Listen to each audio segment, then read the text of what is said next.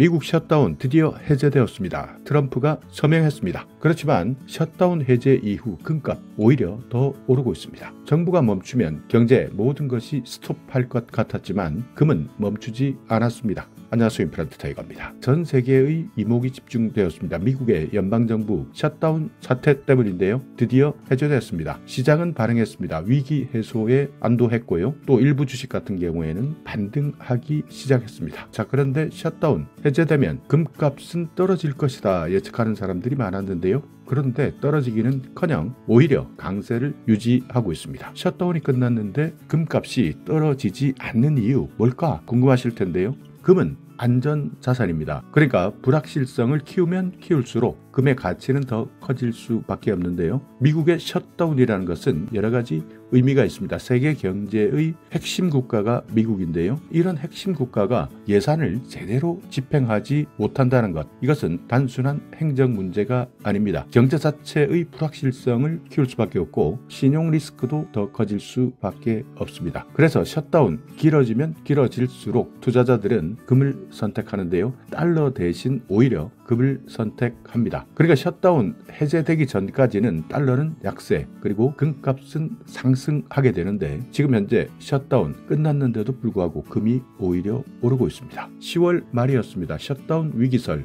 계속 확산되면서 국제 금값이 10일 만에 3,800달러에서 4,100달러까지 그야말로 고점을 뚫고 있는데요. 단순한 반짝 반응이 아니라고 보는 시각들이 많습니다. 똑같은 기간에 미국의 국채 금리입니다. 4.8%에서 4.3%까지 급락했는데 달러도 떨어졌습니다. 달러 인덱스 106에서 104까지 떨어졌는데, 그러니까 시장이 위험을 피하려는 방향으로 급격하게 움직인 겁니다. 그래서 이번에도 또 한 번 증명됐습니다. 금은 다시 한번 위기의 피난처다. 그래서 위기가 생기면 생길수록 금의 가치는 더 증명된다.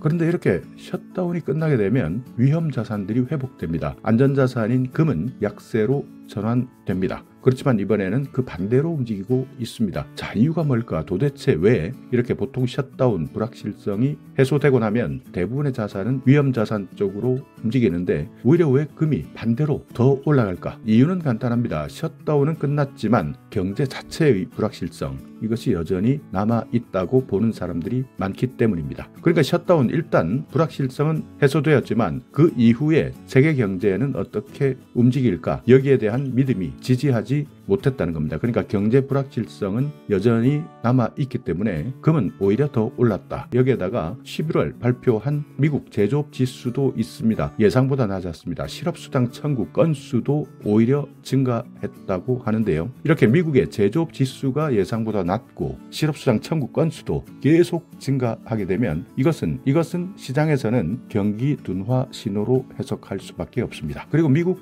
연준입니다. 연방준비위원회에서 금리를 또 낼 것이다 라고 생각하는 기대감이 생기고 있는데요. 이렇게 되면 금리는 내려가면 내려갈수록 금값은 더 올라갈 수밖에 없는 겁니다. 지금 현재 국제 금값 온스당 약 4,100달러를 넘고 있는데요. 사상 최고치 수준에 가깝습니다. 투자은행 골드만삭스에서는 2026년까지, 그러니까 얼마 남지 않았는데요, 곧 금값이 4,700달러까지 올라갈 것이다, 이런 전망을 내놨습니다. 골드만삭스 미국의 투자은행인데 여기에서 금값 내년에는 4,700달러까지 올라갈 것이다. JP모건에서도요, 금은 연말까지 4,400달러 정도까지 갈 것 같다라는 분석을 내놓았습니다. 이렇게 투자은행 골드만삭스, JP모건, 내노라는 전문가들마저도 4,700에서 4,400달러까지 가능성을 분석하고 있는데, 자, 여기에서 이 사람들이 왜 이렇게 분석하느냐? 이유는 명확합니다. 첫 번째는 일단